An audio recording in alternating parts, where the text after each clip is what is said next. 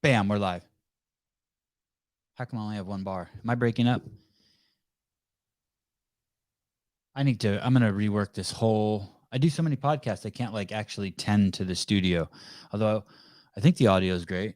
And I just switched cameras. I got a new big fat monitor. So my cameras have changed. I have so many professional cameras. I should just use a camera with a interchangeable lens, get that really shallow depth of field so I look awesome. I don't even have time to shave.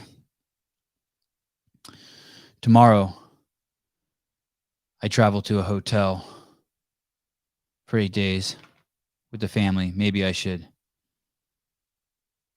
nair my body because that's the activity I like to do at hotels. It's been a few years.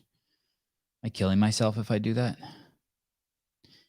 Aljamain Sterling, 135-pound bantamweight champion of the UFC. I know. Who can't believe it? Me or you that he's actually coming? Unbelievable. I'm going to see this real quick. It is like murder's row, as they say. Bantamweight rankings.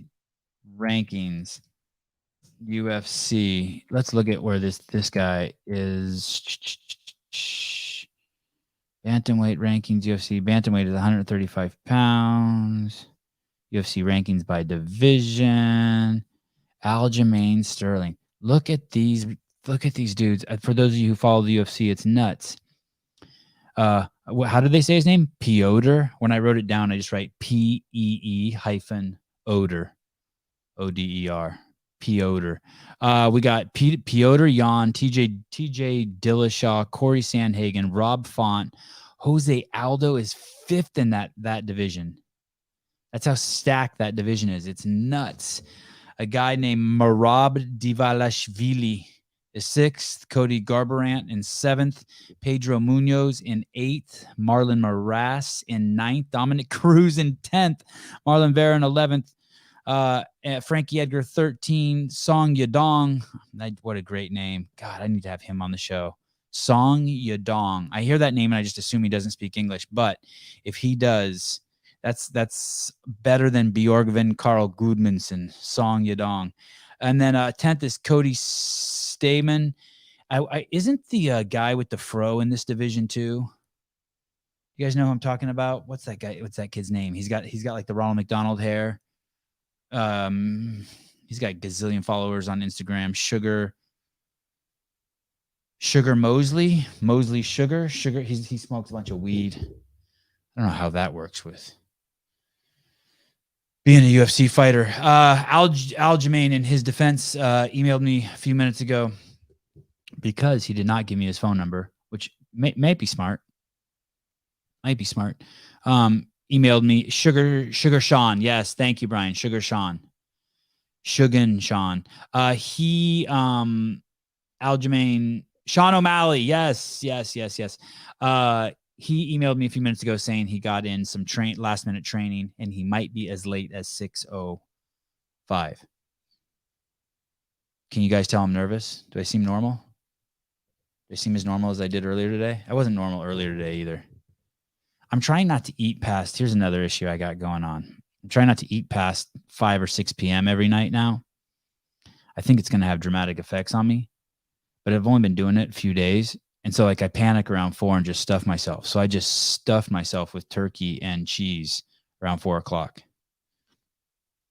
and came home. I was at my kid's tennis practice. Man, tennis is gnarly. My kid's tennis coach describes tennis as fighting. I was like, hey, when I watch, none of those guys look like they're having fun when they play tennis, those professional guys. And Logan, wrong answer.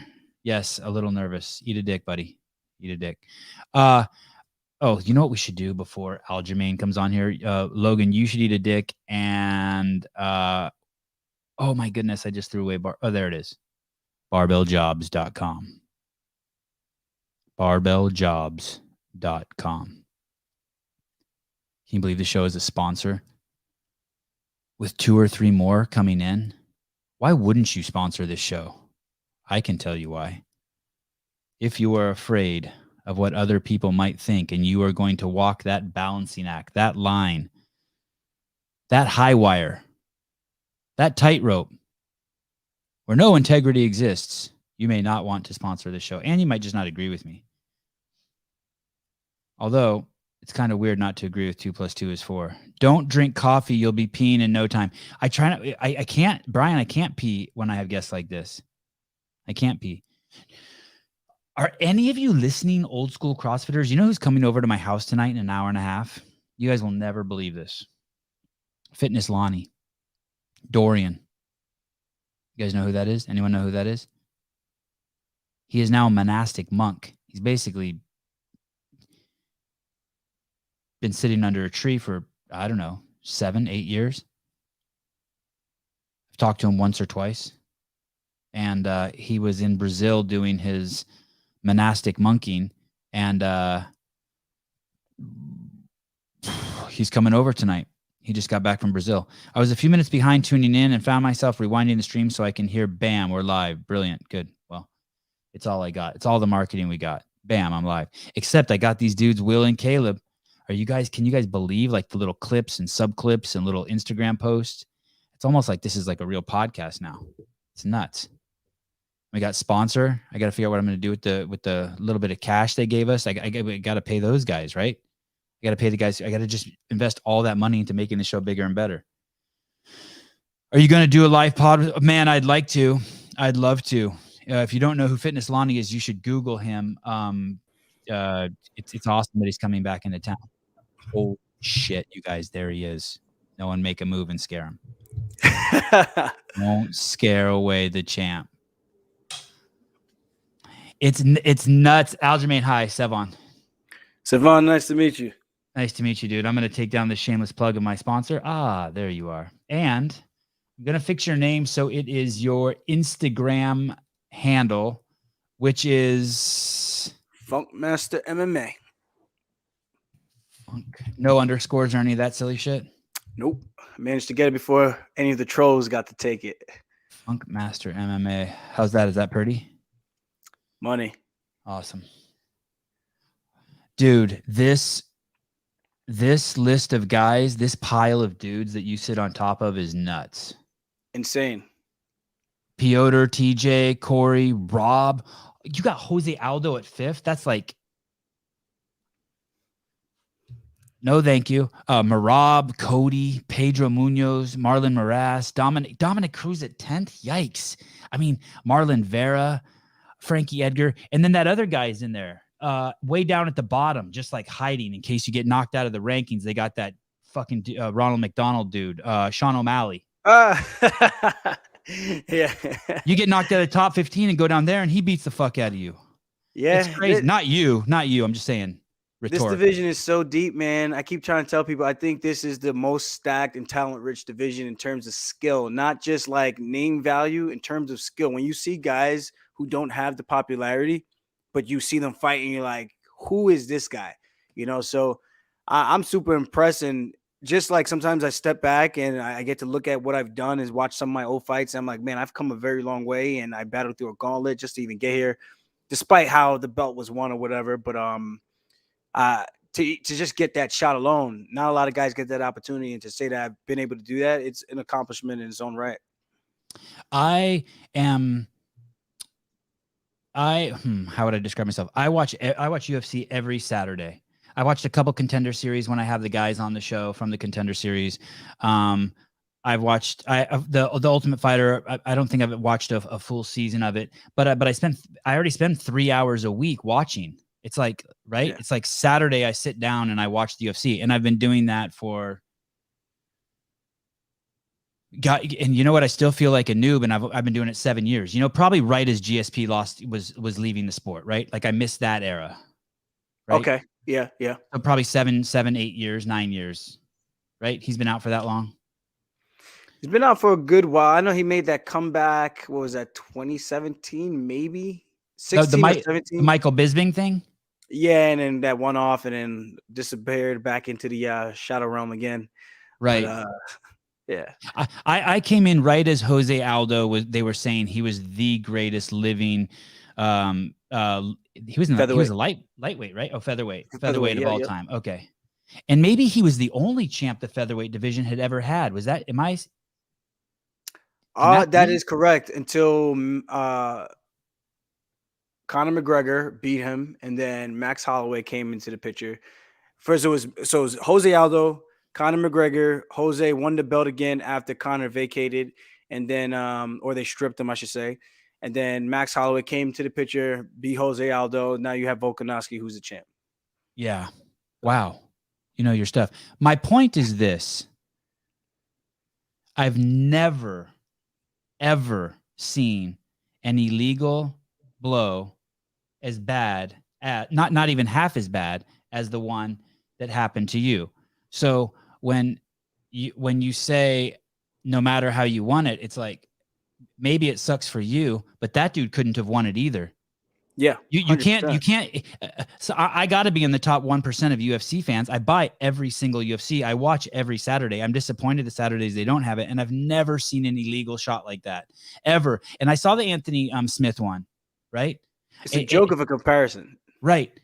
And on top of that, let's not forget Anthony Smith had his teeth knocked out in a fight prior to that, and his corner didn't stop the fight, and they were ridiculed for that. So which side of the fence do you want to be on? Not stop the fight.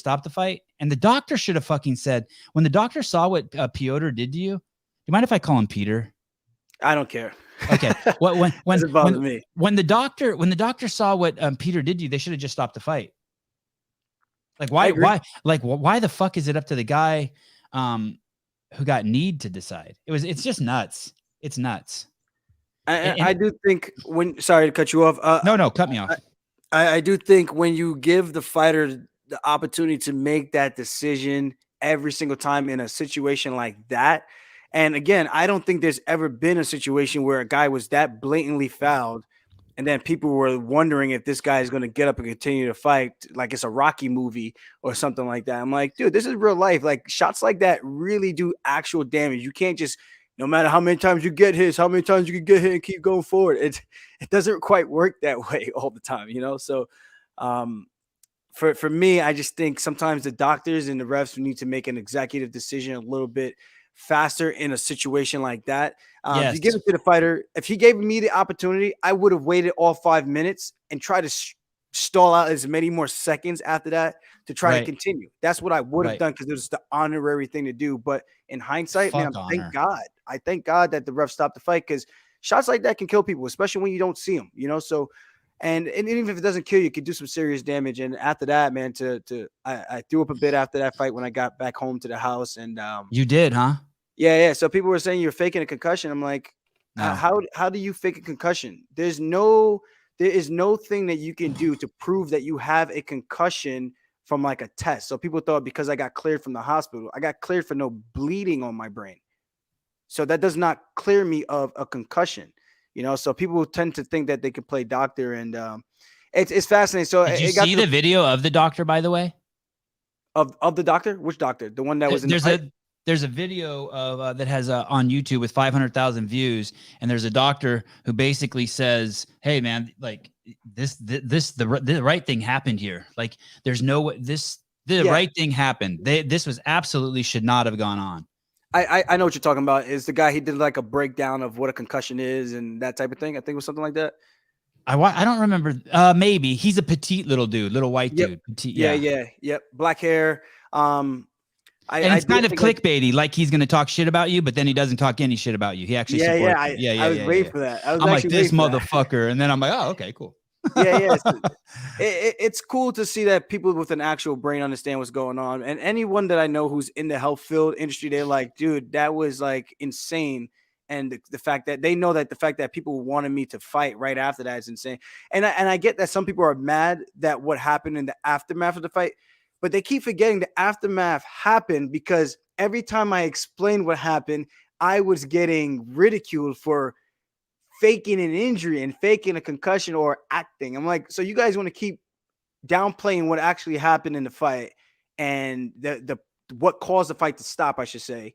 And then because make no doubt about it, I understand I was on the losing end of that fight. You know, if the fight continued to go that way, and if I didn't pull off a Hail Mary takedown and pull a Holly Holm, Misha Tate, come back in the 5th round, I'm losing that fight. I get it.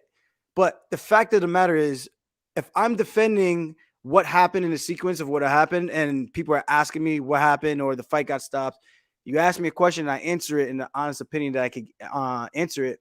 And then you're trying to tell me that I'm making it up and I'm acting when you've never been in there, never been hit like that, never been blindsided ever in your life. That was a blindsided attack. It was as dirty as it gets. So once it started to get to that point, that at that point, I'm like, now it's the aftermath of I don't give a shit what you guys say anymore.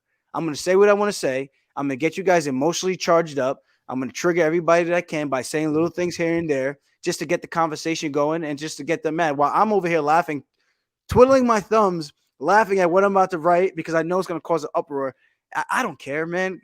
It's eating up them more than it is eating up me. At the end of the day, I get pay-per-view points this time around. I get a Oh God, I paycheck love bump. hearing you say this. I love And it. for the first time ever to get a pay-per-view bump in a much heated, anticipated rivalry rematch, I'm happy, man. I'm laughing to the bank, So at the end of the day, this is why we got into the fight business. And of course, legacy is important. But I mean, let's be honest, I'm trying to pay my bills as well. And if Piotr Jan wants to give me a freebie of a layup for an extra payday, hey, that's on him. That's not on me. So we'll figure it out. And I get this time to right the ship and show everyone that you can't go into a high level fight eating 2 pancakes and 2 eggs from a 10:30 window to an 8:30 p.m. fight and not eat anything in between. The dumbest thing I ever done in my entire athletic career, bar none. And I'm going to show everybody that I can keep that pace, and it's going to be a much different fight the second time around. This guy, before I ask you about the food thing, this guy, Garrett Clapp, he brings up a good point. It's like we're two buddies talking about something that a bunch of people have no idea what we're talking about. Aljamain Sterling. So I want to paint the picture here really quick about how gnarly Aljamain Sterling is. And there's 200 million people in the world who can juggle proficiently 3 balls. 200 million of the 7.7 billion people. There's only 2 people who can juggle like 12 or 13 balls on the entire fucking planet.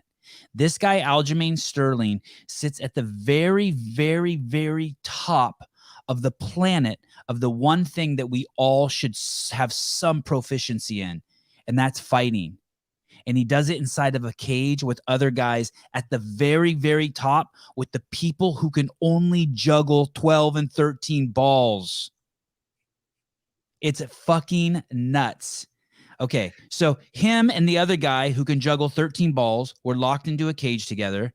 This guy's like from Siberia or something. It's the 135-pound class. It's called the bantamweight class in the UFC, which is the premier fighting league. There is no second place. I don't know if that's good or bad, but I love the UFC. And okay, so basically it's in the 4th. They're fighting for Aljamain. You were the champion at the time, right? Should have been.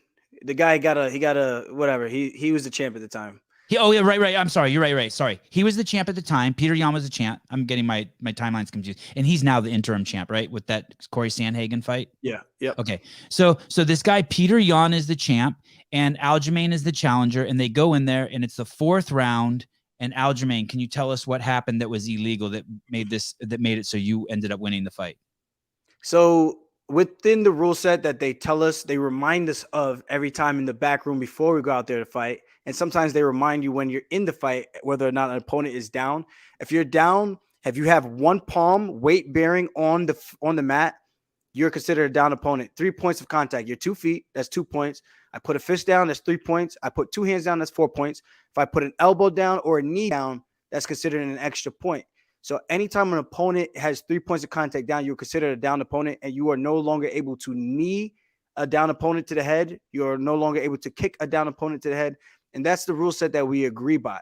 So understanding that rule set, in that 4th round, I land 2 head kicks, and I'm thinking I'm pushing the pace. I'm going to try for one more Hail Mary takedown. I think there was about a minute left in the 4th round. I shoot in. He stuffs the takedown again. Brilliant. Stuffs the takedown. But now I'm on my hands and knees because as you shoot, you stuff the takedown. He sprawls. I'm getting stuck with my hands on the mat, and I have to get up safely. So I might be tired, I might be exhausted, but I'm no dummy. I know in order to get up safely to my feet so I don't get my head blasted to freaking Pluto, I have to make sure I control the hands, protect my face, and get up the smart way. He's stuffing my head on the ground with 2 hands. So mind you, I can't see where he's looking, where he's standing, other than knowing that he's in front of me, just based on the hand positioning of his hands on top of my head.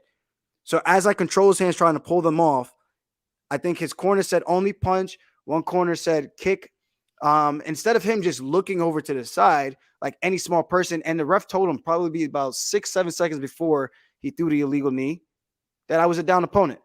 and he's done Oh, dirty things really? like That guy, yeah. Mark Schmidt. It was Mark Schmidt, right? Yep, yep. So he's done this before in other fights, man. He plays dirty sometimes, and then he pretends that he can't speak any English. I know he doesn't speak proper English, but he pretends he can't speak any English as if he doesn't understand. You're in the back room, they tell him what a down opponent is. They show you what a down opponent is.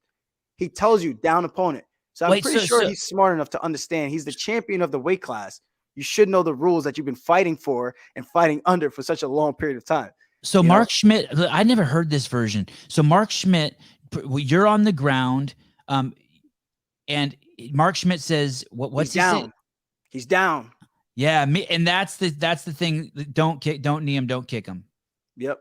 In the head. Hey, And can he did it kick anyway? Can he kick you in the body at that point? He can. He can kick me to the body. So he had all those other places to kick or punch. Crazy. He could have punched me in the face. He could have threw uppercuts while I couldn't see the punches.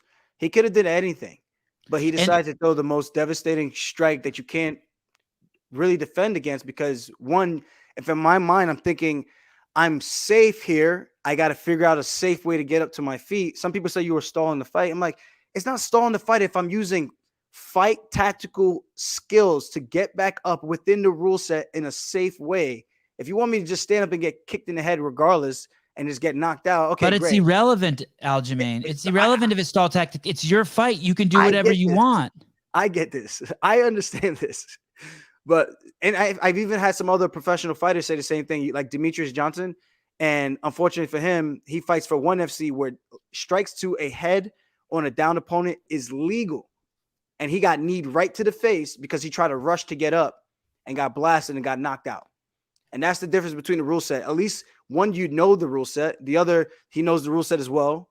But one is legal, one is illegal. And you see how devastating of a strike that is, just based on him getting hit with one clean shot. He got knocked down, got sent to the gulags. And me, I'm trying to get up the right way, and I got blasted from a strike that I didn't anticipate, didn't brace for. So I'm sitting there relaxing, controlling my breathing. All right, get his hands off your head, get his hands off your head. Try to see where you're going first so you can see where the strikes are going to come from. Get up safely. Boom, I don't even get that opportunity. I just get blasted in the head, and then I'm over here trying to figure out where the hell I'm at. And people are like, oh, you got your eyes wide open. And I'm like, yeah, dude, because I just got blasted. The lights are bright. I'm exhausted. What am I supposed to do? Sit there? Yeah, I'm cool, man. I'm calm. Yeah, I'm ready to go. Like, how am I supposed to act in that situation? I don't even remember the whole thing. I just know that I ended up going I was in the truck, the ambulance, and I actually had to be told that Mark Smith came to check on me. And I had no recollection of that. And I thought that was pretty cool that he actually did that. And not a lot of people actually check up on the fighters after they've been knocked out or whatever. And in any other situation that would have been deemed a TKO or a KO, So I think that guy might be a really, really cool dude. I was looking at his Instagram and reading some stuff about him on the internet. Yeah. I think he's a military guy. I think he's a fighter pilot. Yeah, I was about to say that on I was listening to the Rogan podcast when he was on there talking about that stuff. Yeah, that guy's legit. So yeah, I think it's irrelevant. It's irrelevant to say if you were trying to buy time. It's irrelevant you're trying to stall. Every fighter, every fight stalls. That's part of the game. Push the pace, stall. I mean,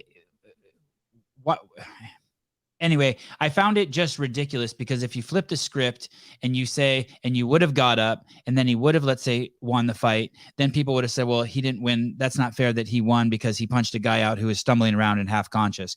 And so it's like, it's a moot point to me. Really, I really enjoyed the fight. I thought he did an amazing job. I thought it was awesome that you pushed the pace. I thought it ended like the rules are the rules. I had a friend who was the best professional arm wrestler in the world, left-handed, Travis Bajent. He said, hey, dude, when you go up there's two people to beat. I go, what are you talking about? I go, there's just one. He goes, no, there's two. There's your opponent and the referee. And I was like, wow. He's like, you always have to know. You have to know the rules. You have to always know the rules. And you got to beat the rules too. Yeah. So it is what it is. At the end of the day, I think it's just a little unfair that I don't get from the ignorant fans, then it's okay. But from the ones that understand, they appreciate what happened. And again, I go back to my past performances. When have I ever looked that sloppy? When have I ever looked that tired after one round? When have I ever done so many silly spins, getting tripped up like that, sliding all over the place? I've never had a performance where I look like that. And if I have a legitimate reason for why I look like that, And the next fight, when I show that, that was just one night, one bad night. And once that all goes away, it's like everyone all of a sudden remembers again that you were a really good guy, and they forgot all about. It's just what have you done for me lately kind of sport, you know? So Oh, for um, sure. that's why I can't get too pressed about it. Can't get too down about it. At the end of the day, we're gonna fight again, and people are gonna be in for a show. I pushed the pace, knowing how compromised I was going into the fight, and that's one thing I'm super proud of, because most guys would have just found a way to get out of there and be like, "I'll just take my paycheck and go home." And I made it a fight. You know, even though you could say, people can say the punches didn't have much on it. At the end of the day, I stayed on his. I stayed on him. I stayed in his face. I attempted to go for takedowns. I tried to make it as entertaining as I possibly could in a half version of myself. And that alone gives me confidence to know if I could do that well on an off night, I like my chances on a good day, you know? So I can't wait to run it back. And I think it's going to be a completely different fight. No two fights are the same. And I'm super confident in my skills. You know, I didn't get here by accident.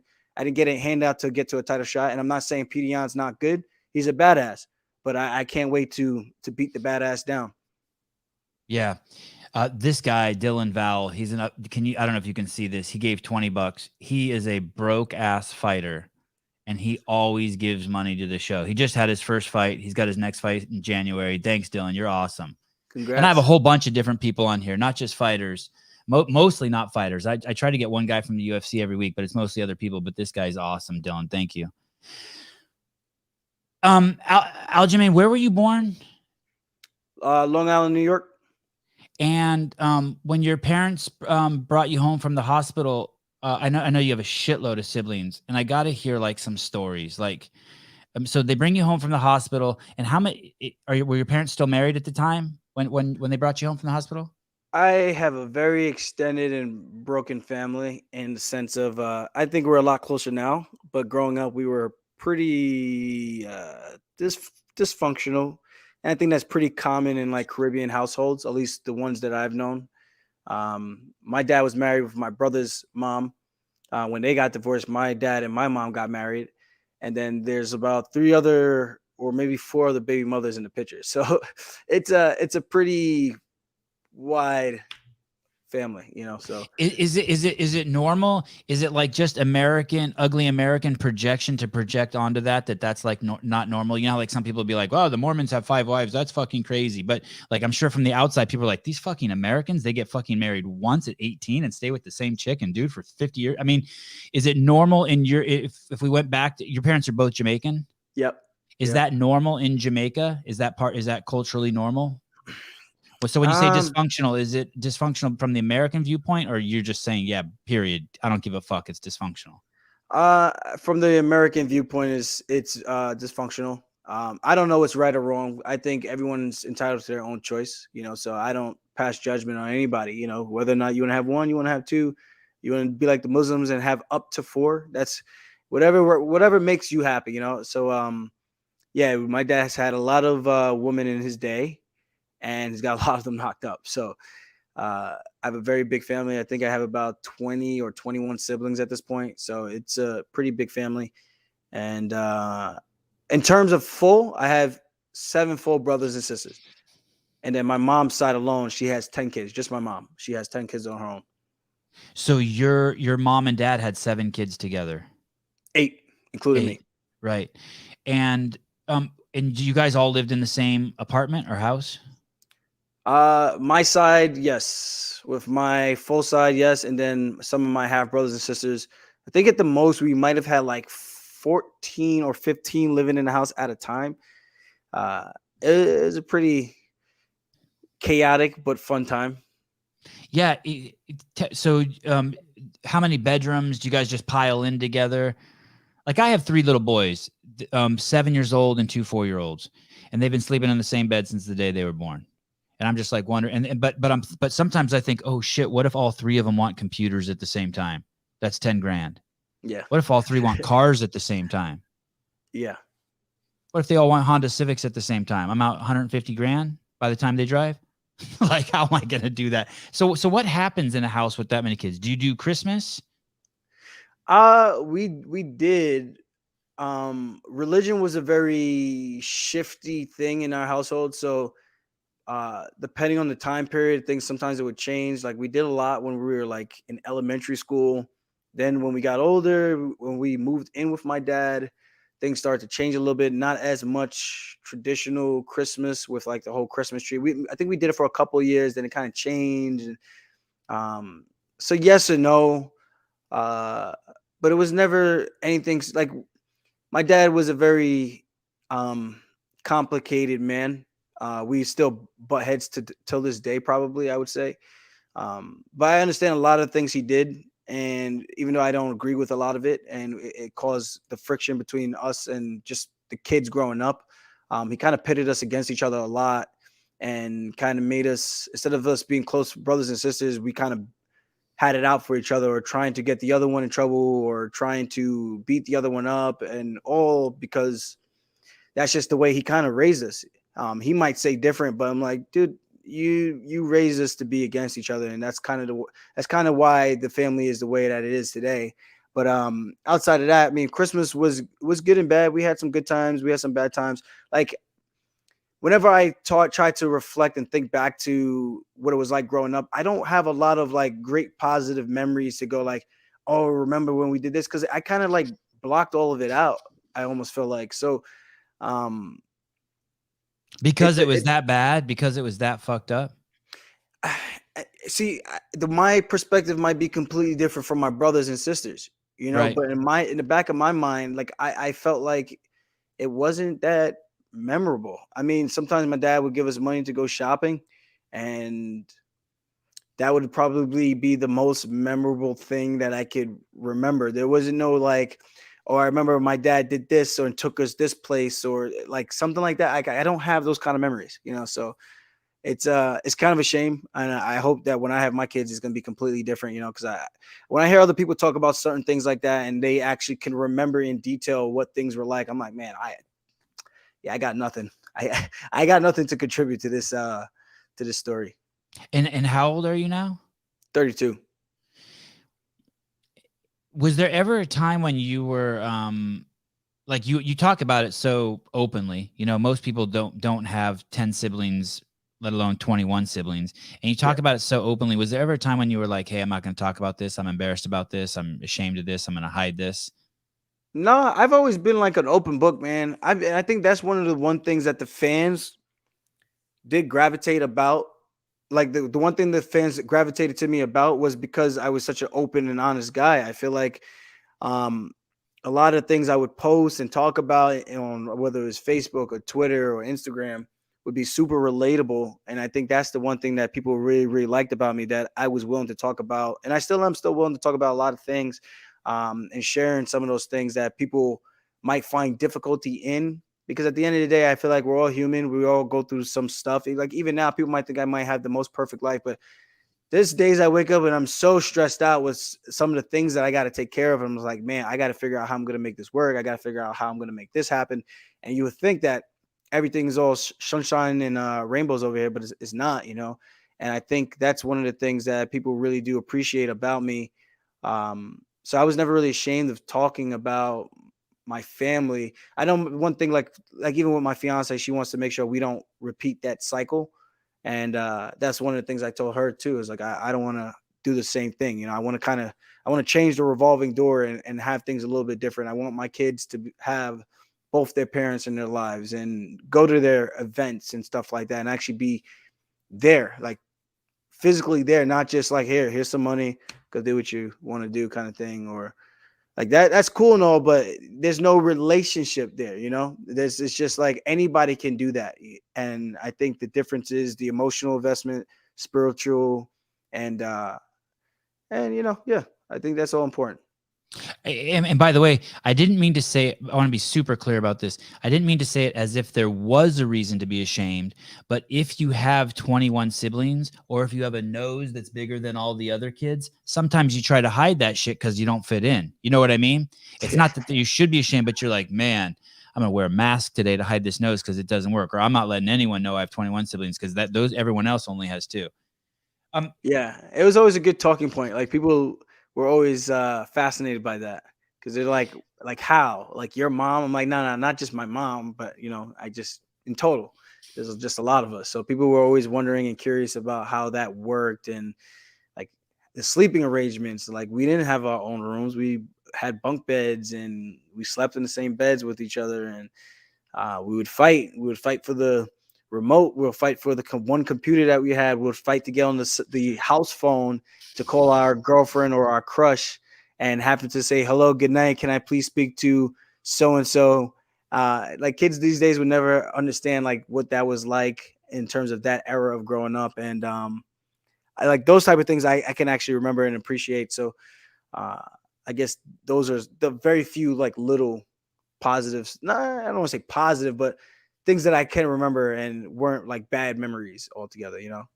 My dad was the oldest of 10, and two of his siblings died, and he grew up in outside of Beirut, Lebanon, in a small town called Anjad, and they lived in listen to this, 10 fucking kids. Well, two of them died, and the parents in a, I think it was a 10 by 15 or 10 by 10 concrete hut, no electricity, no running water.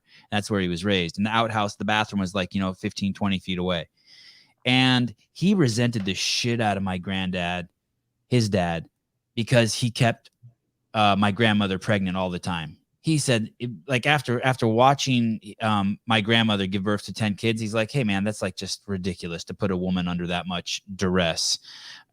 And my wife had 3 kids, and I don't want to speak for her, but man, that's a lot of work. That puts a fucking lot of, that's like puts your body through a lot, right? Yeah. So your mom was like always pregnant. Pretty much. The last one she had were twins, and I think Oh, holy shit. number 5 or number 5 or 6, number 5, I think was one that the doctor told her to have an abortion and not have the baby because it would kill her. And she went through with it still had the baby. Thank God, nothing happened. And that's why for her, she's like my superwoman, So like even now, like I just fixed her kitchen, and it cost me a pretty penny to fix the kitchen, the garage, and a couple other things in the house for her. And I just feel like she deserves it, man. Like obviously she's worked so hard and gave up a lot of her life to just raise us, pretty much being a stay-at-home mom. And it's time for her to have something that's her own. Like her and my dad are no longer together, So um, they've been going through a divorce for like 7 years. So just imagine what that's like, trying to get ready for fights, and then you have to talk to a lawyer and doing all of this. I'm like, dude, this is like the most craziest thing. And my teammates would always tell me, like, and my coach too, he would tell me, like, I feel like you thrive in the chaos. I'm like, yeah, it seems like if there's nothing crazy going on and things just aren't right in my world, because I'm just used to something always happening that's just like, why am I having to deal with this? So thank God that's all over. And I'm just glad I've been able to do just the very bare minimum for her in my eyes, in terms of like what I've been able to make over the years. Good thing I saved my money. And I'm just glad I've been able to give her something like that she can appreciate. And just for me, showing my appreciation for her being there for me all those years, even though we never had the much of a emotional connection growing up as well. She used to beat the shit out of me, but my dad, when he beat me, it was a different type of feeling, because it almost feels like a stranger coming in and just whooping your ass. Yeah. What So does that mean to get beaten by a parent? What do you mean? Like hit with a spoon or like knocked no, unconscious? it would be like either smacked a couple times, or the leather belt will come out, or the hanger, or the extension cord. Oh, Kind of, you coil that up a couple times, you tape yeah, it up. yeah, yeah.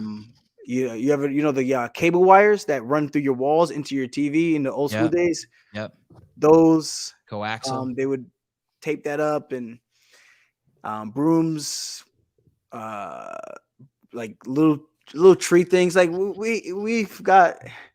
Did all the kids get it? Was there any kids that didn't get it? Did the boys, girls, everyone get it? All of us, except for the younger ones. The younger ones they were kind of born into this era of I'll call CPS on your ass, So, Oh, right, right, right, so it's a little right. different. So things weren't not as bad for like my twins growing up now. They're seniors in high school right now. I And as think for parents get them, older, they stop that shit. Like I'm 49. If I would have had kids when I was 39, I would have been a spanker. At yeah, 49, no one gets a spanking. You get like your ear pulled or some shit. Yeah, and I don't think there's anything wrong with a spanking, but this what we would get was a straight up like you're getting your ass beat today, and it would be over like the dumbest things, like leaving the TV on or something like that. Like, yo, Right. seriously, you're kicking my ass over this? Like, I don't understand, So and especially you get older, it starts to make more sense. Like, yeah, we grew up kind of rough, man. Um, but yeah, so I'm just back to what I was saying. I was like, I just appreciate my mom for everything that she had to go through dealing with my dad and raising that many kids pretty much on her own because he was barely home. The guy would just, like I said, drop off money, hang out in the room, never really come out to like spend time with the kids and like bonding. Like, don't get me wrong, there's some things he did with us, but I don't remember a lot of those things. So my mom for me is my superhero. So I make sure I take care of her. And what do you mean you're saving your money? How do you do that? What do you do? Well, I don't buy stupid shit. I bought 3 houses. I've been with the Oh, you're UFC a for 7 stud. years. Say that Yeah. again. You bought 3 houses and what? Sorry, I interrupted. I've been in the UFC for 3 years, and pretty much the main thing I spend my money on is houses, renovating the houses. I bought a car. I bought 2 cars actually. One of them was kind of a friend kind of gimmicked me on it, had me pay about 4,500 over the asking price, over Good the friend. the Good price friend. tag. Good friend. Yeah, we he actually messaged me one time on Instagram to asked me about buying something else and promoting him, and I was like, "You can't be serious, bro." And then he's like, "What?" Like pretending like he didn't know what happened, and I was like, "Dude, you scanned me from my car, and then pretended like you had no idea what was going on, as if you don't know that your boss was gonna do exactly what he did." And then, "Oh, I'm sorry, man, but that friendship is dead." If I see him, it's just hi and bye. That's it. I haven't Yeah. seen him in years, but I have no desire to keep people like that in my life. Those are leeches and snakes. But then fast forward, I bought another car. I bought a Tesla, and that was like a treat to myself. I think it was after the Pedro Munoz fight. So I actually got something nice for me to drive, Do you and like it it? got rid of that other car, so I didn't have to think about my friend that Uh, that sold me that shit. you like your Tesla? I love it. I got the 3, and it's a little Tonka toy, man. That thing zips around everywhere. Take off is like a little spaceship. Anytime I take somebody for a ride, I always give them the 0 to 60 in 3 seconds tour. So I always gotta give them that so they can feel the head hitting the back of the seat and just trying to hold on, feeling like you're You, traveling through outer space. your OCD isn't like you get to 100 miles and you're like, fuck, I got to plug this thing in. I got to plug this thing in. I got to plug this thing in.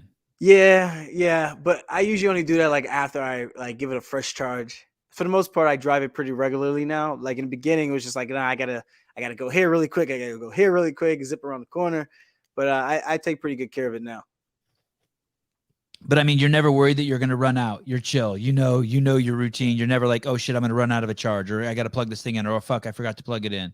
Yeah, I've only done 2 road trips. One to Atlantic City to go watch some of my guys fight, and then the other one was to Virginia to go to my friend's house for the weekend, and we did that drive. That was interesting. Outside of that, it's just usually to the gym, my mom's house, my fiance's house, or running errands. So I never run it like super low because I think that can be scary when you're starting to see that and you see all these gas stations and you're like, yeah, that doesn't help me right now. So you I, gotta be smart about that.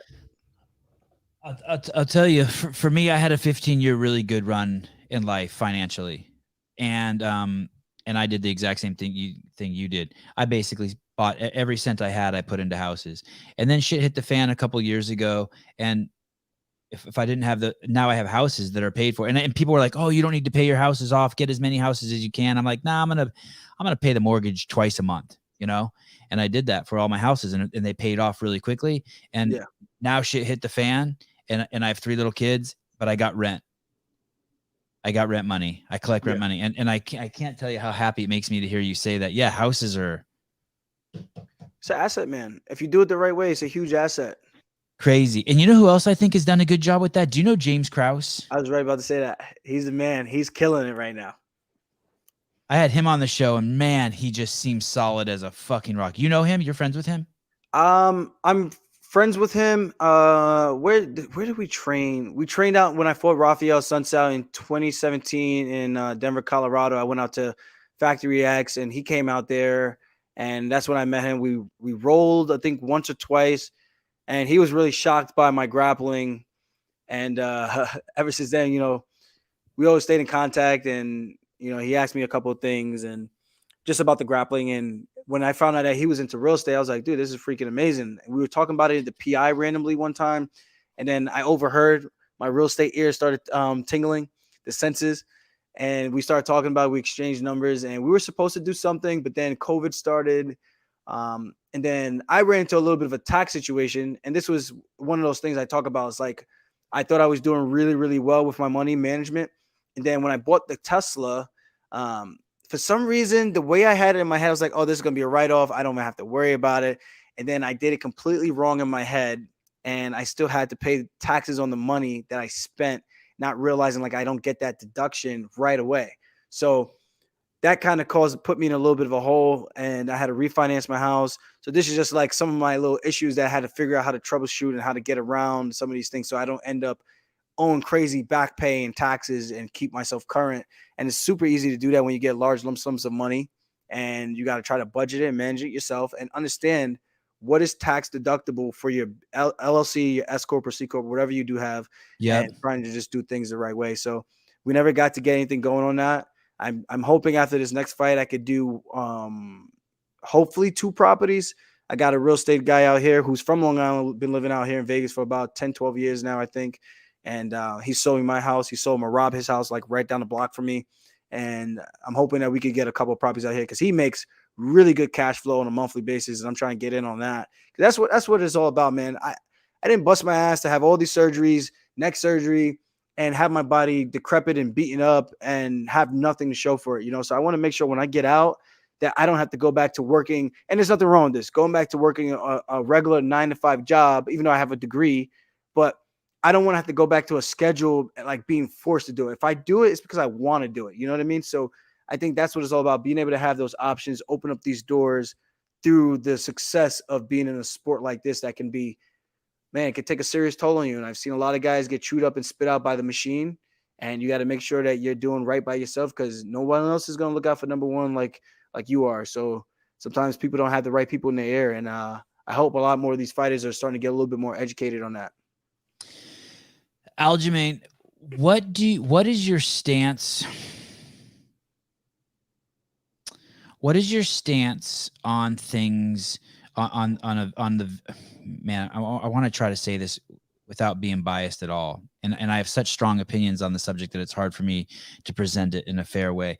But you worked really hard. Here I go. I'm being biased. I'm trying to manipulate you. I apologize. I just can't help it. It's who I am. You worked really hard for everything you got. Nothing was fucking given to you, and nothing can be given to you because when you get into the ring, that's the name of your game. Someone is trying to turn your lights out and take everything from you. And you see, in my opinion, a whole society or a whole giant media conglomerate trying to take people. And by the way, first I want to say this. You said something very interesting that with your fiance, you want to make sure you don't relive the cycle. There's this narrative that there's black people and white people and Asian people and Mexican people in this country, and that's like and men and women, and that's a really good way to break the world up and look at demographics. I disagree. I think that the main demographic that we should all be looking at is who had a mom and dad at home. Because that's one common theme that it doesn't matter what fucking color your skin is. If your mom and dad weren't at home, the odds, and my mom and dad were divorced, same as yours, but things are different for you. Things are different. 85% of the people in jail, they didn't have a mom and dad at home. And 85, it's the same thing with the obese people. It's the same thing with type 2 diabetes, same thing with people who had cancer. Like anything bad that can happen to you, you're on that. That is the correlate that's, does it bother you at all? How do you manage this thing that that you could never play the victim, and yet there's this whole pressing, if you're aware of it, narrative that's like, hey, black people should be playing. There's a bit of a victim narrative being pushed on them, or do you think I'm just full of shit? I do hear that from time to time, and I think it's just your perspective on life, man. And I used to be like this. I think it's super easy to blame everything around you. Like, I think at the end of the day, the one thing you can understand is you've been dealt a hand. Now, how are you going to play it? And I think that was the easiest way for me to kind of realized that I need to make a change for myself. And that's when I decided I'm going to go to college and be the first one to graduate and get a degree. My sister, she went to college, but she didn't finish when she was supposed to. I think she ended up going back and finishing, but that's another story. But I was the first one to finish, like go in, finish, get it done. My brother followed suit, my younger brother Troy, and Congratulations. I was an undergrad for 7 or 8 or 9 years. I didn't make it. oh wow. But Yeah, it's tough, congratulations. Good man. job. It's not easy. People think No. you just go to school. Like some people just don't function in those type of learning environments, and sometimes it's just not for you. Sometimes it's a trade. But that was what I wanted to do to try to give myself a different kind of future. I didn't want to sell drugs. Uh, my brother was in a gang. I thought about that for a little bit. You know, I we would play around and flirt with the idea of getting jumped in and hanging out with those guys in that crowd all the time. And then I would see some of those fights, and I'm like, yo, this shit is real, man. Like guys are really getting hurt, and guys are getting shot, stabbed, and people are dying. And I think that was my wake up call, like looking around my surroundings, looking at my older brothers and sisters, and I'm like, what the hell am I going to do different to change the cycle? Because it doesn't seem like, at least I don't hear them talking about it. I don't see them doing anything different other than what's going around in the neighborhood. And I made a difference. I made a decision, and it was a conscious decision that I'm going to do this. I'm going to take this wrestling sport to get me out of the hood, and I'm going to use this opportunity to ride this train as long as I can. And then I found MMA.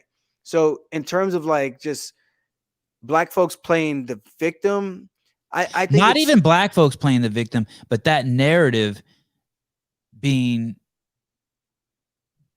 held. I don't want to accuse black people or white people or anyone this blanket statement, but that narrative is being pushed out there, and it's not just for black people. It's being pushed out there for women. They tried to give it to Asian people. It didn't stick so good. You know, there was the Asian one for a while, Stop Asian Hate or something like that. But how about one for dudes who are 5'5" and Armenian with giant noses who can't get any pussy? Like, can there be one for me? I mean, like, so that you know, yeah, that's what I'm saying. Like, did you was there an evolution for you? Did you used to be in that space? Like, fuck Whitey, fuck this. I can't get ahead. The fucking whole world's out to get me. And then oh all of a yeah, sudden, yeah. 100%, 100%. I was the same exact way, angry at the world. Obviously, my dad, like I said about my dad, and I felt like the way things were the way things were, and I didn't really see much opportunity And for how was change. that? And who told you? When you say things were the way they were, what was the narrative that you were told? Like your parents would tell you, "Hey, you're black. White people aren't gonna be nice to you. It's gonna be harder for you. You got to do twice as much work." Like the same thing Jewish parents tell their kids. Everyone hates a Jew. Like Well, they that. never even told me that. I wish they did at least have a conversation with us, like about cops and things like that, because we kind of found out about cops on our own. Like I didn't learn from my mom or my dad. Like you get pulled over, yes sir, no, no sir, yes ma'am, no ma'am. I didn't learn any of that. I didn't learn hands on the wheel. Like those are things that should not be like the end, the deciding factor of how someone perceives you, which could ultimately lead down the path of you losing your life. And Right. that's a harsh reality that people that are outside of that type of demographic will never understand.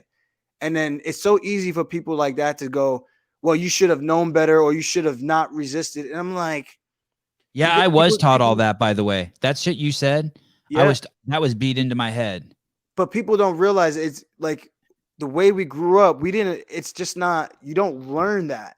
So Right. it's so ignorant to go out and just say something like that and have no type of empathy for people that have ended up in situations like that where they go south really really quick. Now on the other side of the coin, there are some people I've seen that just get straight up ignorant right out of the gate, and I'm just like, yo, bro, what are you doing? Like I've been in the car with people like that. I'm like, yo, dude, what are you doing? Like, you want to go home? I want to go home. Why are you making this more confrontational than it needs to be? And I think that just gets the point where you feel like you've been profiled, or you feel like a certain way. So it's kind of hard to hide those emotions when you put in certain situations like that. So it's different, man. I just think it's not a one thing fits all. And I think sometimes that Okay. tends to get lost in translation. I think people tend to think that you just do one thing and everything changes overnight.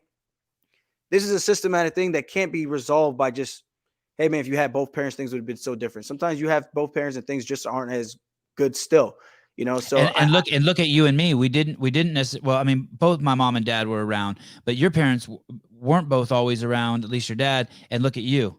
And that's another yeah, thing people need to understand. The true, really greats at the top of the fucking food chain, their lives were hard. yeah. You just figure out a way is whether or not you intrinsically want change. And that's what I ultimately wanted. And like I said, I think it's easier to play the victim and say like this is because of this. And even though those things may be true, whether it's to a certain extent, and we can go down a nitty gritty history thing and start talking about this, but when you start to talk about resources of what this one demographic had over this demographic, you can understand why some people are in the situations that they're in. Because if you start behind uh from the start point, like if everyone starts at the what would you call it, the race line, and you start a couple yards behind, that person ahead who starts at the beginning is always going to, for the most part, always win that race. And that's a different kind of race. That's just a metaphoric type of I hear thing you. too. So I think people have to look at their situation, evaluate it. What can they change? What won't change? How can they get around it? And if things are tough, like I always tell people, like some people say, like, oh, I can't do anything now because I'm too old or because I have all these kids. I'm like, yes and no to a certain extent. If you really, really want something, you're going to figure out a way to either take away this thing so that you have more time for this, whether it's online schooling to get your degree, whether that might take you 2-3 years as opposed to, or maybe even 4 years, as opposed to someone who has all the free time in the world, who lives at home, doesn't have any bills and responsibilities. They can finish that program in a year or two or something like that, an accelerated course. Those are the type of nuances we're talking about. But at the end of the day, if you want to take one credit at a time and chip away, it can be done. So it's all about perspective. Nothing is going to be easy. And that's why I think when I talk about certain things like this, it's easier to say, well, it's easier for you to say, or, well, you didn't have to deal with this. I'm like, yeah, but I had my own obstacle and I had to troubleshoot it and I had to figure out how. You have an obstacle, troubleshoot it and figure out how. Like, don't just end your life and say, and not end your life like literally, but don't just cut yourself short of your dreams and say, because I made this one mistake 10 years ago, things could never change for me and this is what it is for me. Like, why can't you find happiness at 40? Why can't you have happiness at 50? At the end of the day, we're still living, we're still chasing goals and dreams. So make it work for you. And I think that's the type of mindset I have. Like, and even like when it goes, like, just not to go too crazy off topic, like with the Go whole crazy. trolling, the whole trolling thing, and people thinking like, when I respond to people on the internet, they're like, "Oh, he's in your head." I'm like, dude, you guys have no idea how bulletproof I am up here. Like, I say all the most ridiculous things for a response, and I engage for a reason. I've always engaged. I enjoy it. It doesn't bother me. It doesn't get under my skin. And I think that's just the type of mentality I've always had, because I've dealt with so much. I've overcome so much that I just feel like I'm comfortable in my own skin. And I know if I want something, I'm going to go get it. I'm going to go work hard for it, because that's the only way I do know. I don't know handouts. I don't know anything saying like, you're going to get this because, I just like you today. I'm like, no, man, I always had to bust my ass. College wrestling, my senior year, coach, my junior year, coach didn't want to give me the starting spot. And I had 3 wrestle offs. Normally, you compete, you have you wrestle each other in the tournament. Whoever places high in the tournaments, common opponents. You have the beginning of the season wrestle off, and that's when the 2 guys on the team competing for a starting spot. They wrestle, see who's the number 1 guy on the team, because you can only send 1 guy per weight class. 10 weight classes, 1 guy per weight. So you're talking about school systems where you can send a couple kids into a college tournament to qualify for the state tournament, and now you go to college where there's only 1 guy. Only 1 guy can go and represent the school. And the week of the tournament, before conferences, this is actually my sophomore year, and coach made me wrestle this kid who was a returning national qualifier, but he's been injured a lot. I beat him out in the spots. I did better in tournaments. I competed more than him. And coach told me I beat him. And coach told me he doesn't think I'm the right guy for the spot. I actually beat him twice in one day. And then he brought me into the office 2 days later on a Wednesday. So I'm already cutting weight, thinking like the spot's mine. I won by 1 point, then I won by 2 points. And then he said, I just don't think you're the right guy for the spot, with his arm crossed while practice is starting. And I was fuming. And I'm like, this is the type of shit I'm talking about, where people, it always feels like you're fighting an uphill battle and trying to get things that you deserve or you earned and people are trying to take it away from you and give it to another person because of whatever reason. And I still look at that and I'm still salty about it. But at the end of the day, I'm thankful for it because it made me challenge myself to be better. I pushed myself for greatness. And I ended up beating that kid by, I think, 5 points this time on that Wednesday. And So you had another time. That was the third time. So after the 2, third he time in said, 1 you're week. not the right one. So then there was one more and you just beat the shit out of him. Well, it was 2 in 1 day. Normally, you only do 1. So he did 1 in the beginning of practice, and then in the middle of practice, he made us wrestle again. Okay, like, so this is it looks like he's ridiculous. trying to give that guy a chance. Every opportunity, and I beat him. The kid just couldn't beat me just head to head because I was just better stylistically. It was just one of those. He probably beat different kids that I couldn't beat, but stylistically, that kid just could not beat me because I felt like I was just whatever. But then 2 days later, he tells me, I don't think you're the right guy for the spot. So we end up wrestling again, and I beat him. I earned the spot again for the third time. I go to nationals. I don't place. Long story short, I was always doing things my way. And I think that's what coach never liked about me because I was winning, but I wasn't doing things his way. And maybe he saw more potential and I just never did what he wanted me to do. And then after I lost that final match and I didn't get the wild card to go to nationals, I told coach, I go, whatever you tell me to do, I'm going to do. I'm in. I'm in. I didn't come here to be second. I didn't come here to not get on the podium. I came here to be a national champ, and everything changed after that. So I was super emotional after that, and I came back the next 2 years, and All American twice, my junior and senior year. So I think, like I said, man, you're gonna go through adversity, you're gonna go through hard times. There's gonna be obstacles in your way, but figuring out a way to go about it. Like obviously, not everything's gonna result in conflict, like a wrestling match where you could go 1-on-1 with the person to win it and figure it out. But life is just like that in some type of degree or sense. Life is just like that, just figuring out ways to troubleshoot your problems or figuring out how to get something. If you want to go on that vacation, I guarantee people are going to figure out how to make that vacation happen. You want to get turned up and get lit this weekend, you want to figure out how to make that extra payment to go spend $70 on that bottle of Henny. You know what I'm saying? So these are the type of things that I can never understand. Like even now, I have my friends, we're trying to do like a Airbnb business together, and I can do it on my own, but I want to help these guys start to build themselves up so we can all share a seat at the table and be on the same playing field, so that I'm not going to be the only friend in the group that's going to be super successful in my sensitive way. Because sometimes I feel like they look at me differently because of where I am, and I have to remind them. They do. We all do. We all look at you differently.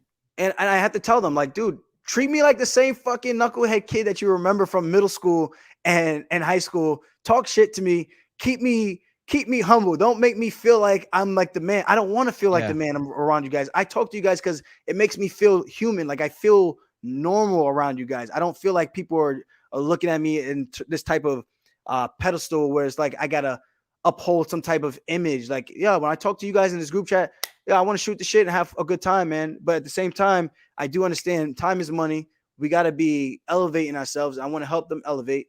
And, so at the end of the day, I'm trying to figure out how to help these guys make these goals and checking in. And hopefully we get this thing done by next year, early next year. That's the plan. And everyone saves up their money and we can jump in and get this done, So again, they make their excuses like, man, I don't know. This might be hard to do. I'm like, dude, if you want to make it happen, you're going to make it happen. Whether it's you got to cut this weekend or cut these 2 things this weekend, there's checks and balances. And it just depends on what's important to you. When I was coming up in college, I would not go to those parties because I was training for professional and amateur fights, amateur and professional fights while I'm in college as a full-time student. So you're trying to tell me there's not a way to do all these things and juggle all these things? It's about priorities, man. And again, I'm not saying it's that easy, but you get in what you put in. So but you said something that was just really, first of all, you were an All-American twice, right? Yeah. Yeah. So listen, so I made the joke tongue in cheek. You're 5'5", you got a big nose, you're Armenian, you can't get any pussy. Well, you know where you don't get pussy if you're 5'5"? You don't get pussy at the bar. So I realized real quickly, I'm never going to go to a bar and pick up on a girl. And the girls that I do pick up, I'm never going to have one night stands with because it's too much work. I'm not interested in putting in fucking a week's worth of work talking to a girl, sleep with her once. I need like for all that work, I need a little bit of a relationship. And so when my friends were going to the bar in college and that stuff, I didn't do that. You know what I did? I went over to the rec center and worked out. because that, although it put off my goal for getting girls, it did up my chances the next day when I was at the beach with my shirt off playing Frisbee. And it worked. I ended up having a ton of girlfriends, but I knew that the bar was not the place to go for me to get to that goal. And it's kind of like what you were saying. Like, hey, you got to find ways. Just because everyone else is getting girls at the bar and one night stands is the way they're doing it, that's not that. You got to innovate. You got to be willing to put in the work. You got to be willing to work hard and get what you want. I know it's not nearly as cool as what you've done with your life, but man, I just chased girls from when I was 7 to, I don't know, 35. Yeah, dude. I mean, I did my fair share of that, but it was all within respect to what I was trying to do. Like after I Right. had my fight, after I finished that exam, or after that wrestling tournament, depending on how I did, I was going nuts that night. Yeah. But then after that, it's back to work. So it's like I said, checks and balances. You got to have a balance and know what you can do, what you can't do. I use my refund check money to fund my training so that I can drive 45 minutes to an hour sometimes to training just to get to the gym, sometimes twice a day. And it was a lot of money, man. For a broke college kid, I would cut hair and things like that. I would try to do private lessons. You cut Um, hair, yeah, I cut my own hair. Even to this day, I still cut my own hair, lineups, facials, and all that but stuff. So did you cut other people's hair? yeah, I made decent money when I You wasn't cutting fake too you much don't. weight. How did you learn how to do that? Just fake it till you make it. College, high school. I practiced on my brother. He would practice on me, and then my dad wouldn't pay for us to get our hair cut every 2 weeks. So, which is understandable when you have that many boys to pay for all of us to get our hair done. It's a lot of money to get trimmed up to look good. So you Are kind you of still learn close with that around that. brother? Yes and no. We have I feel like a love hate relationship, but I hope at least on my end there's more love. So, we just kind of grew apart. But hopefully he finds his way and does things the way he wants to do it. Um, I want to tell you guys a stat who are listening. For those of you who are tuning in late, we have Aljamain Sterling on. He's top of the food chain, 135 pounds, the bantamweight class in the UFC. It is a crazy road to hoe. It's not. You have to have tons of. Basically, you have to be an outstanding wrestler. You have to be an outstanding athlete, and then you have to do this underground basic fight scene, which is the regional circuit, and it's just it's nuts to make it into the UFC. And then on top of that, he's at the very top of these 15 guys who are ranked in the UFC, and no one listening wants to be locked in a cage with any of these guys. Anyway, of the last 5 guys that Piotr beat before he fought, or sorry, that Aljamain beat before he got to Piotr, their record was 84-7.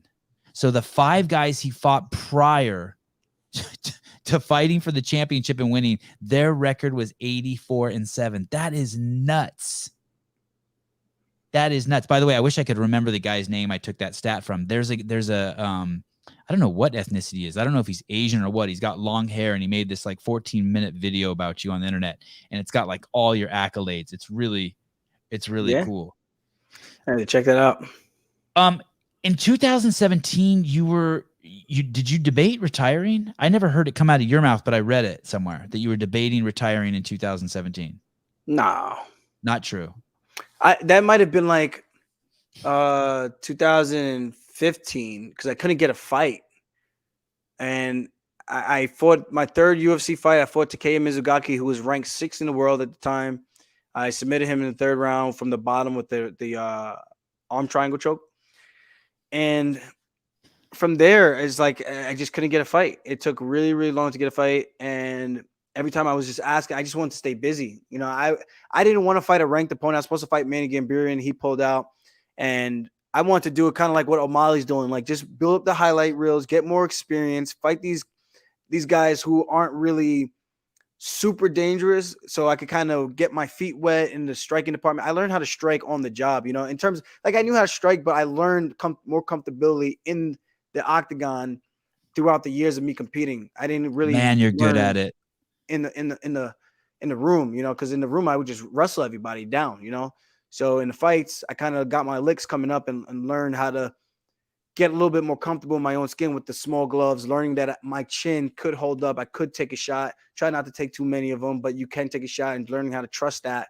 Um, but yeah, so when it was that, I was like, man, I could have been making more money as a teacher at this point. The starting salary in New York at my high school, my alma mater, would have been $56,000. And if I was coaching, which I was coaching and fighting and subbing at the same time. So when anyone tells me like I ever had an easy road, it's laughable, because I know what I did just to get here. Working overnight jobs and man. But How yeah, did you meet your fiance? she's from my high school. We just never talked. And then how did you saw her on the street then years later? Or? I actually sent her was it a MySpace? I think it was either a MySpace message first, and then that's when like Facebook was like becoming the thing.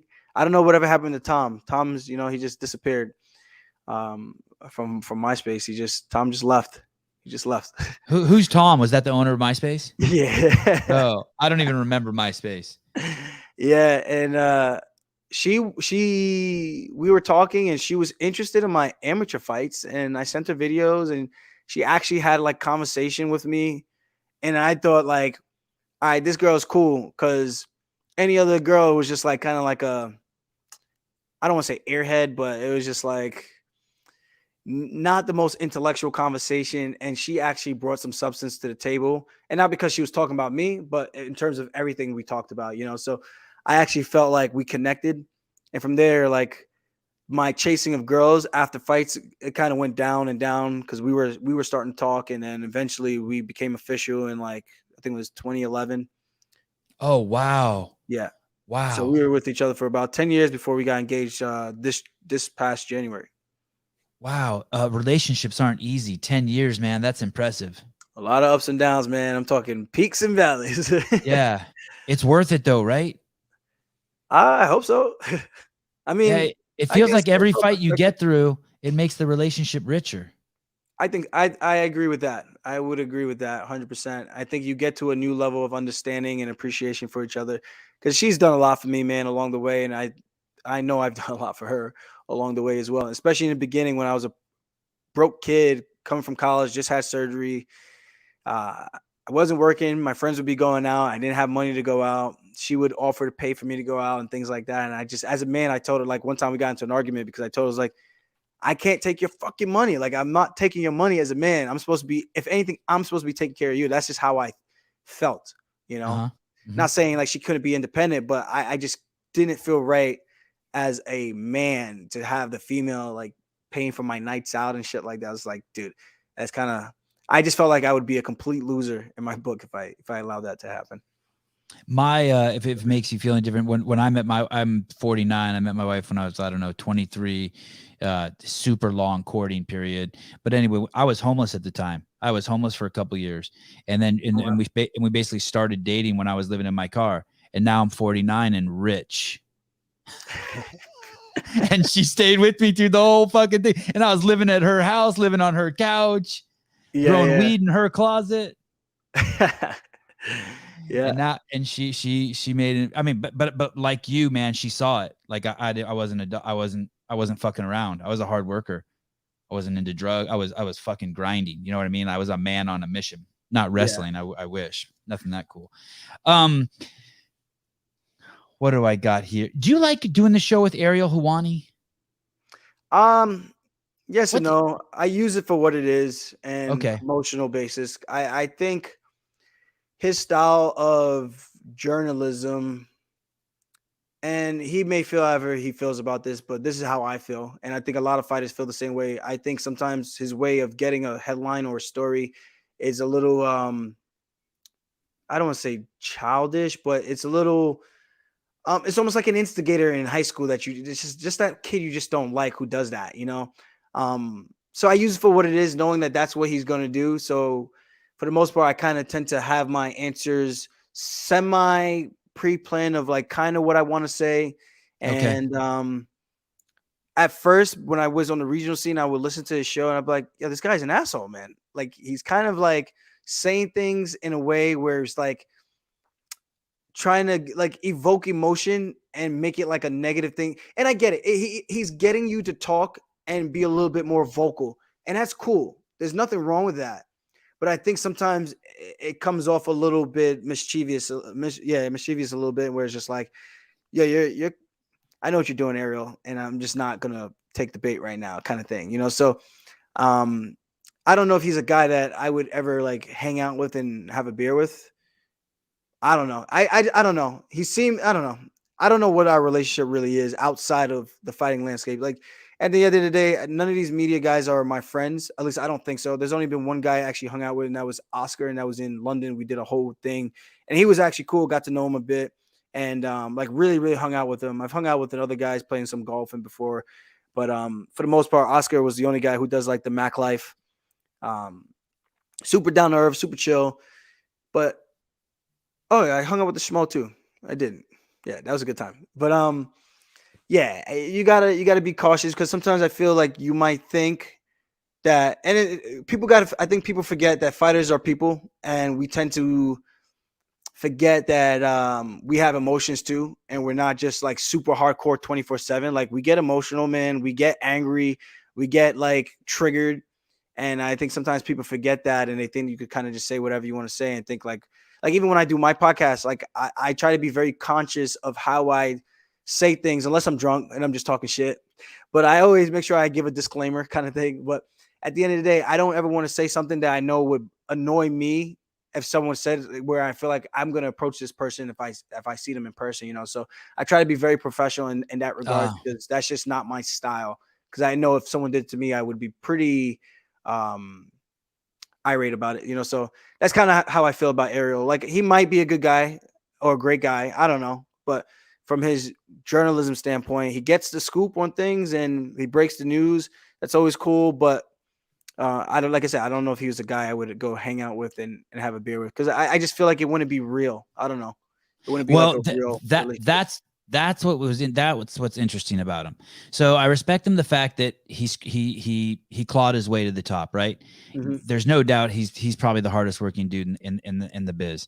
But every interview I see him do, there's a veneer to him. There's something insincere about him. There's Yeah. something really trippy going on. There's like he's telling you a question and he has.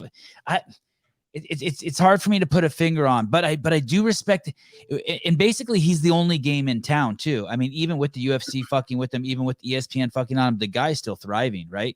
I mean, he's Yeah. fucking killed his the numbers on his shit are out of control. Everyone does his show, but when I watched, I don't enjoy watching too much of his show.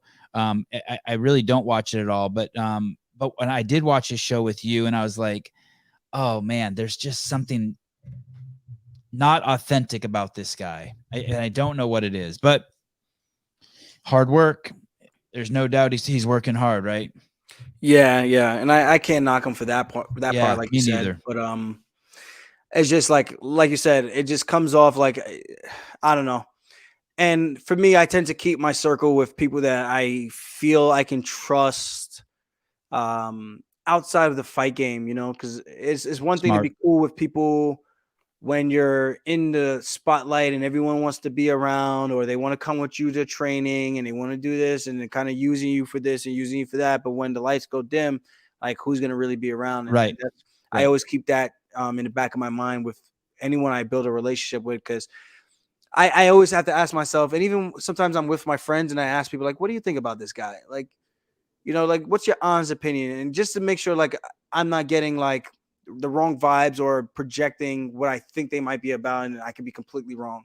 But if I get a sense about someone, I'm usually right. And I usually try to keep the relationship as um short and distant as possible. Like there's no reason to small talk. And I've had a relationship with guys where I thought they were really cool in the beginning, and then they start to become like little flaky and things, and then I just slowly but surely like try to like distance myself a little bit because it's just like I don't need more friends. I'm not looking to build a relationship with the world. At the end of the day, the only people that matter are my friends, my family, and my fiance. So that's the main thing. And obviously, when I have kids, same thing. On some level, we're all using each other, right? So Of course, I of had this friend. 100%. he loved frisbee. I love frisbee, and that was our whole relation. We spent 3 hours every day together, playing frisbee on the beach and drinking beer. And then I forget what happened, but one of us got busy with something else, and our relationship distanced because we used each other to play frisbee. Then I had another friend. He owed me.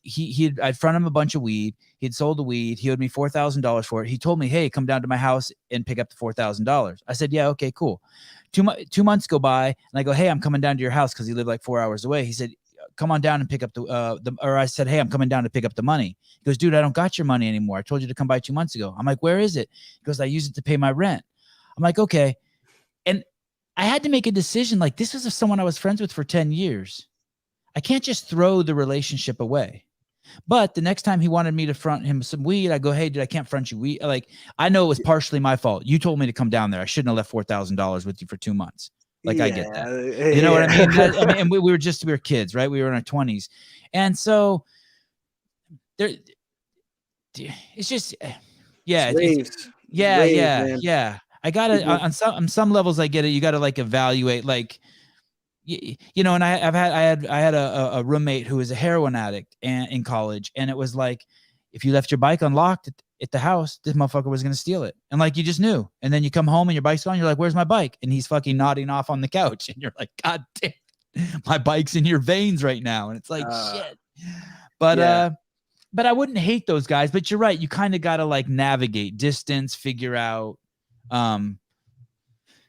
Speaking of guys, is your manager Oren Hodak? Did I read that right? Yeah, yeah. I don't know who that is, but I also saw that he represents Earl Spence. He does, and I work with him just as so I'm being very transparent. I work with Yeah. him, and I also work with Lloyd Pearson over at Venus Sports. They actually used to work together, and then he split. Kind of ugly little breakup, but Oren was the one who brought me to the table when they were at the other company, Balangi, together, and I couldn't just up and leave him, So we managed to work something out that we can still work together, So Is it I didn't mean to bring up a sore subject. I was just no, excited no, about it's the fact. not for me. It's not sore, but it's Oh, just okay. kind of annoying because I'm the guy who's stuck in the middle, Right, and your parents are getting a divorce again. Yeah, yeah, that's what it felt like. What's Earl like? Have you hung out with him? No, I never met him. Never met What? him. They haven't got you guys together? That's actually a good idea. That's actually a very good idea. What the fuck? Yeah, Dude. They got to get you guys together. I think that'd be a cool little thing to do. Oh my goodness, that would be so amazing. You're both at the top of your game. Holy shit. Do you know where he lives? Probably Texas, I think. And he got in that nasty car accident. Do you know about his history very much? I heard about the car accident. I saw the picture of the car and everything, but other than that, it's hard to follow boxing, man. If it's not one of the big fights that they're promoting over everything, then you really don't hear about the next up and coming guy unless you really have your ears down to the streets, So Right. for me, I know like the Canelos, the Mayweathers, the Teofimas, Lomachenkos, Devin Haney, Errol Spence, like Crawford. Like I don't even know like the main guys Yeah. that they're promoting. Belenga, guy from New York who's undefeated. Is that the 170-pound dude? I don't know how much he weighs. I know Baraga? he something Belenga. He had The like Spanish 15 kid. first round knockouts, that guy? Yeah, something like that. But I know he's pretty good. He's actually been down here at the PI, and I was like, I didn't know who he was. I just knew he boxed because that's what they said. And then I looked at him, I was like, this guy looks familiar. Like I actually watched one of his fights, and I pulled up the picture, and they were like, yeah, that's him. I was like, oh wow. But yeah. So I don't really know anybody. I don't really know when these guys are fighting, and it's Right. hard. It's hard to keep up because it's all these promotions and divisions, and I got this belt, but you're the champ of this weight in this division. I'm like, wait, what? How Yeah. can it be so many champs and then you got to unify the belts? It gets I don't know, it gets a little wacky for me. Well, fuck it. Who gives a fuck about that anyway? Because yeah, that shit's a mess. I think the UFC is better than boxing, although I really think Earl Spence is cool. Obviously, I think Crawford's cool and Canelo's cool and Lomachenko's fucking super cool. So, but anyway, it would be cool to sometimes see you guys together. And I was like really impressed that, wow, they have the same manager, because in Earl Spence obviously has a huge fight coming up somewhere. I mean, it's getting at the top up there. It's getting weird, and him and Crawford are going to have to. I think they're going to have to figure it out. I think there'll be enough money for them to figure it out. What are they in the same promotion or something, or? They're basically, there's this argument that who's the best pound for pound, Crawford or Canelo. I mean, I think that's now that Lomachenko's out of the picture, he's not, I wouldn't say out of the picture, but people say that. Is it Canelo or is it Crawford? And I think one of the things that people need to see Crawford do is fight Earl Spence. And when he fights Earl Spence, I think that's going to be, I think that might nudge him. I don't know, but man, Canelo is going to go up another weight class. I think I read this morning. So it's fucking nuts. Yeah, it's too much. And don't let me even get you interested in it at all. Stay focused at your shit. Trust me, I have no desire. Good. No desire. My last question for you is this. Rob Font is just kind of, I feel like, just popped on the scene. And because I have you in my Google alerts, an article popped up the other day where he's talking a little bit of smack about you. Mm-hmm. Did you see that, or did you hear about it? Yeah. He said something like, I have no rhythm, which is kind of hilarious. I was like, I don't even know what you mean. Like, then he started explaining what he meant. I was like, this don't really make no sense. Like, one, you don't want to have a rhythm when you fight. You have a rhythm, it's easy to catch on. But I just put like a troll post or something like that under the UFC's under the interview that he did, because he said something. Oh, I think it might have been the UFC's post of him drilling with Cater. And I see him all the time down here when he's getting ready for his fights. I've hung out with him, his coach, and Cater at like a house. And we were all super cordial watching the fights. But at the end of the day, I know there's a chance we're probably going to fight each other at some point. Our paths will cross. He's talked shit about me in the past. And it's a fight game. It is what it is. But he posted something, and I forgot what I said, but at the end of the day, it was me trolling and just making another joke. And then exactly what I wanted. I had like over 150 something comments in like a couple of seconds. So it was pretty funny. But at the end of the day, it's planting the seed to build a fight for that. It's planting the seed to build a fight for TJ. It's planting the seed to build a fight with the rematch for Piotr. So I think when people are more invested into seeing if your mouth can cash that check, I think it's a bigger payday for everybody if you're getting pay-per-view points, or at least it gives you more leverage to bring up your popularity, because at that point now you could try to negotiate for a bigger salary on your contract, because we get paid per fight based on the contract. We don't get a new actual contract per fight. So it's like you have 4-fight deal, you get only X amount of a pay bump if you win. So it's really, you have to win to even increase that payday, So if you get super popular, have a ridiculous viral knockout, your pay rate stays the same. So you have to understand what you're doing and try to leverage the game. And I think that's the one thing I've been able to do pretty well. And I get paid more. The other guys get paid more. It's all good for everybody. So at the end of the day, we're going to punch each other. Let's have a reason to want to punch each other. You said this, let's figure it out. And you're obviously sitting on the very, very top branch of the tree, and so everyone's looking up. And so everyone, if they want attention, the fastest way to get attention is to talk shit to you.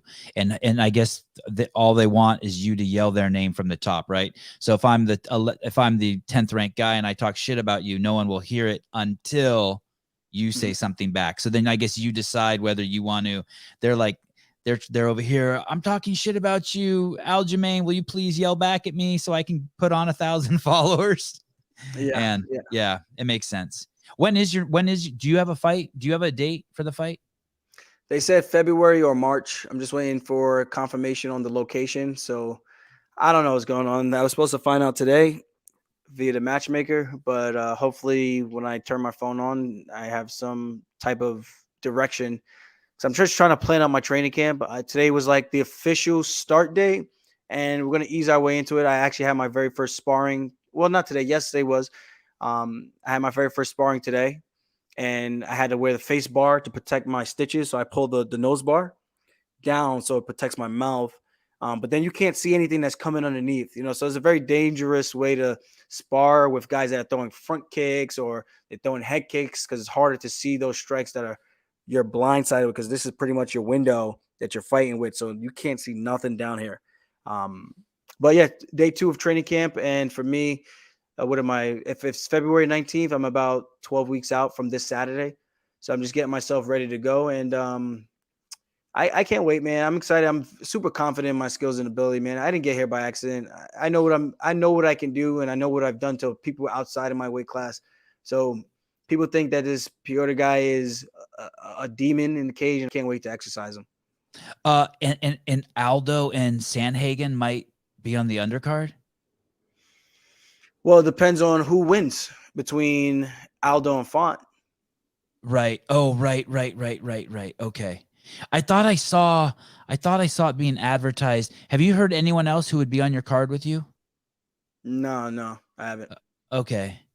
I don't have a fight date Right. or location, so I have no idea. Right. They said Maybe they I don't know where the fights are going to be. This is what they're telling us. So hopefully they figure it out soon, because it'd be nice to actually know how long I'm going to be in Vegas and then when I need to travel back to New York. I think you're gonna sleep Piotr. I think I'm going to take him down at first round, and I think he'll probably survive. Probably. I think he's going to do a lot of back take defense for rear naked choke finishes. But I think the second round he'll be very, very cautious of that. And I do think when I do take him down that time, it's going to be completely different. The first takedown I got in the last fight was the super easy takedown. And if you watch how I got it, it's like, well, why can't you do that all the other times? And then you watch the other takedowns and you see me slipping and falling all over the place. It's like, all right, there's clearly something going on why you could get that takedown that easily, but all these other ones look like shit. And you're slipping and sliding all over the place when he kicks your ankle. I'm like, that doesn't happen in any other fight. I've had my ankle kicked multiple times. Pedro Munoz, I don't go flying and falling on my back like that, and people can think what they want to think. I know what I was feeling when I was in there. You can see when Peter Yan's taking his deep breaths because he was getting tired just defending those half-ass takedowns. So imagine when I actually put the squeeze on him and really put the pressure on him, and I could pin him against the cage the whole time. What's he going to do different? Like, I honestly want to know what's he going to do different. Like, his most dangerous thing is trying to fight him in the clinch. I understand he has very dangerous knees and elbows. When he breaks, he now starts to like doing spinning shit, which is good. And other than that, I think he's very basic with his striking, just very efficient. Um, the most dangerous thing that he's going to do is in space if I sit there and let him get a clean strike. But when I'm moving, I'm using my lateral footwork, using my feints, and getting him some level changes to think about. He's got to be conscious of me coming back with those flying knees again, because I will bring those back and use those again. And I think it's going to be a very, very different fight. This time I know where to put my feet. Even if the cage is that slippery again, I know how to make those adjustments this time. And it's one of those things that we're accounting for. And I'm going to make sure I eat food before the fight and be an actual athlete and not get tired after one exchange in the first round. So I'm excited, man. I really am excited for this opportunity. And I like when I am the underdog, because I get to make my friends a lot of money and I get to prove a lot of people wrong.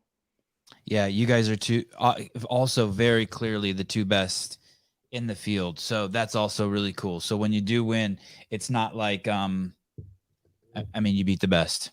And if he wins, he beat the best. I mean, it's a real championship. Yeah, exactly. May the best man win. I think that's going to be me. It could be him. Things happen, but at the end of the day, I really don't think. I think there's a very small chance that he wins this fight, and that's self-belief. Aljamain, thank you. Thank you.